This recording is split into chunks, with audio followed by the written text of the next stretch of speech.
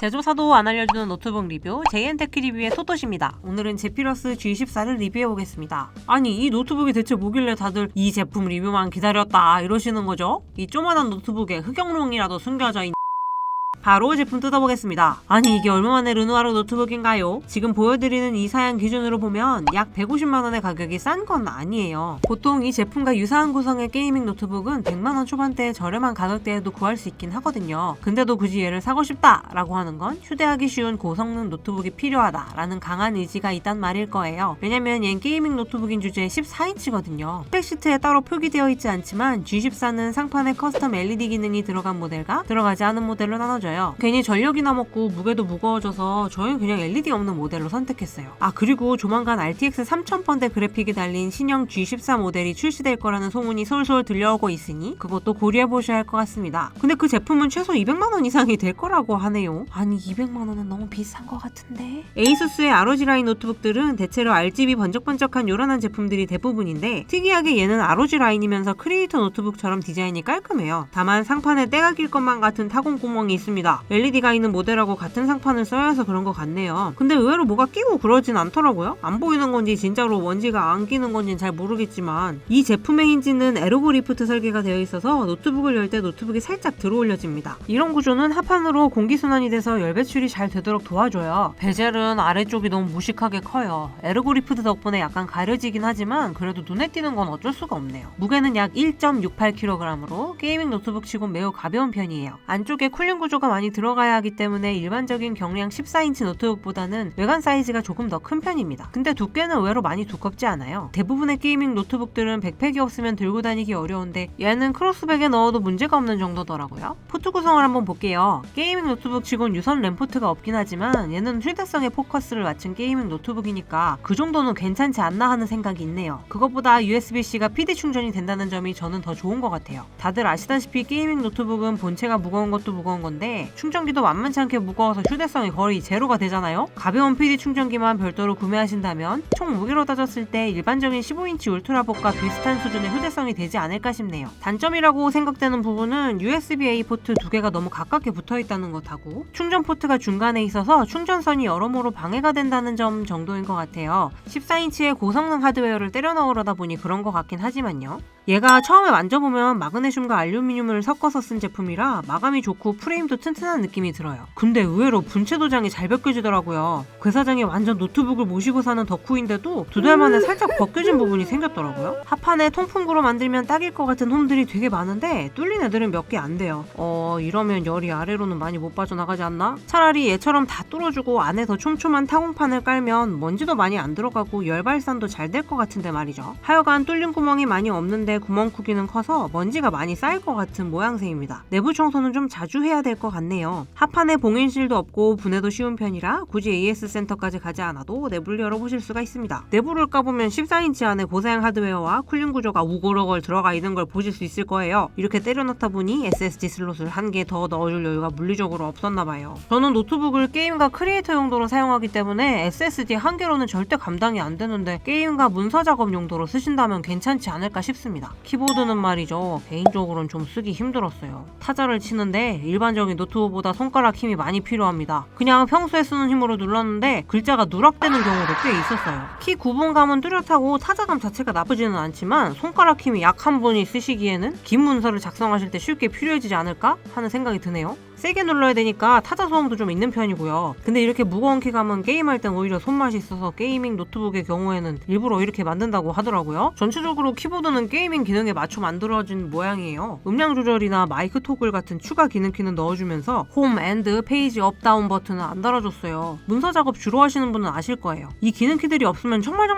작업이 불편하잖아요. 최소한 펑션키랑 방향키 조합으로 사용하게 해줬어야 되는 거 아닙니까? 그리고 이 백라이트 말이에요. 가격 대비 조금 퀄리티가 떨어지는 느낌입니다. 어두운 곳에서 켰을 때 자판이 보이니까 기능은 충족시키긴 하는데 조금 빛이 얼룩덜룩하고 고급스럽게 처리된 것 같진 않아요. 그래도 에이수스 젠북보다는 나은 정도? 그에 반해 트랙패드는 되게 좋아요. 촉감도 좋고 클릭할 때 덜그럭거리는 느낌 없이 고급진 게 프리미엄 울트라보급이랄까? 이 정도면 에이수스에서는 휴대성을 강조한 게이밍 노트북이라는 컨셉에 맞춰서 많은 고민을 한 것 같은데 대체 왜 키보드 배열은 그렇게 만든 건지 너무 많은 것에 신경 쓰다 보니 제일 중요한 거를 놓친 건 아니었을까요? G14의 디스플레이는 지금까지 14인치 게이밍 노트북이 없었다는 걸 생각해보면 퀄리티가 걱정되는 건 사실입니다. 지금까지 없었던 만큼 게이밍 노트북에 필요한 응답 속도가 빠르고 주사율이 높은 14인치 패널은 구하기 어려웠을 테니까요. 근데 저희가 테스트해본 결과로는 NTSC 72%의 최대 밝기 300니트로 좋은 수준이었고요. 주사율은 120에 응답 속도나 잔상 문제도 느끼기 어려웠습니다. 물론 제가 프로게이머는 아니라서 체감이 어려울 수 있긴 하지만요. 근데 올해 ROG 시리즈의 병크? 그런 게 좀 있는데요. 게이밍 노트북 쓰는 사람들은 웹캠을 잘 안 쓰니까 2020년부터는 우리 시리즈에서 웹캠을 빼겠다 해버린 거예요. 근데 이렇게 사람들이 웹캠으로만 얼굴을 봐야 하는 시국이 될지 몰랐지. 하여튼 이 제품은 웹캠이 없습니다. 내장 스피커의 사운드 품질은 별도 스피커 없이 써도 될 정도로 나쁘진 않은데 스피커가 상판에 나 있어요. 이게 음악을 켜놓고 문서 작업을 하면 진동 때문에 손바닥이 간질간질하다니까요. 게임할 때는 패드 진동처럼 타격감을 주는 역할을 하긴 하는데 일상 작업을 할 때는 은근 신경 쓰입니다. 소리를 작게 틀어놓으면 조금 괜찮더라고요. 그냥 성능으로 비교를 한다면 G14는 동급 GTX 1660 Ti 그래픽카드가 달린 게이밍 노트북에 비해 성능이 약간 떨어져요. 휴대성을 위해서 전력을 20W 정도 덜 먹는 GTX 1660 Ti 맥스-Q 그래픽카드를 썼기 때문이죠. 근데 대체 얼마나 성능을 포기한 것이냐? 라고 물어보신다면 일반적인 동급 게이밍 노트북 대비 약 10에서 13% 정도의 차이가 있습니다. 근데 성능이 13% 떨어지고 무게는 31%더 가벼워졌으니까 이득인가 싶기도 하네요. 근데 이런 성능차는 벤치마크 점수를 세세히 비교해야 알 수 있는 것이고 실제로 13%의 성능차를 체감하시긴 좀 어려우실 거예요. 노트북이 휴대성을 챙기기 시작하면 성능에 손해를 보기 시작하는데 이 제품은 휴대성과 성능 밸런스를 잘 잡았다는 생각이 듭니다. 하지만 전력 설정이 일반적인 게이밍 노트북보단 낮은 건 사실이라 많은 전력을 써야 하는 RTX 2070 그래픽카드가 들어가는 제품은 선택하지 않는 것을 추천드립니다. 성능 밸런스를 잘 잡았다고 하더라도 울트라보급의 프레임 안에 고사양 게이밍 노트북의 사양을 꾸겨 넣은 거라서 발열을 잡기 위해 팬 소음이 큰 건 사실이에요. 노트북 내에서 지정되어 있는 퍼포먼스 설정은 저소음, 성능, 터보 이렇게 세 가지가 있는데 성능 모드일 때는 50dB 정도로 팬의 존재감이 느껴지기 시작한 수준이고요. 터보 모드일 때는 52dB 이상으로 좀 시끄럽긴 하고만 하는 정도예요. 저소음 모드일 때는 일반적인 울트라북 수준으로 확실히 소음이 적습니다. 근데 그만큼 성능이 떨어지긴 해요. 온도 테스트를 해보았는데 에어그리프트 덕인지 키보드에 손이 닿는 부위가 체온을 넘어가 버리는 수준은 아니었는데요. 제가 이걸로 2시간 정도 3D 게임을 해보니까 이게 손에 열이 계속 쌓여가지고 좀 따끔따끔하게 느껴지기도 하더라고요. 키보드 덱이 금속으로 되어 있어서 그런 건지 열이 빠져나가지 않고 손끝에 계속 맴도는 느낌이 든달까요? 손가락 가죽이 두꺼운 사람들은 괜찮을지도 모르겠네요. 더 자세한 성능과 벤치마크 자료는 JN테크 리뷰 블로그의 리뷰 글을 확인해주세요. 최신 노트북 리뷰를 빠르게 보시려면 구독!